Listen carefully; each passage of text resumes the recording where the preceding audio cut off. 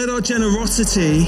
rewrite stories, all kinds of stories, of despair into stories of redemption, of hurt into healing,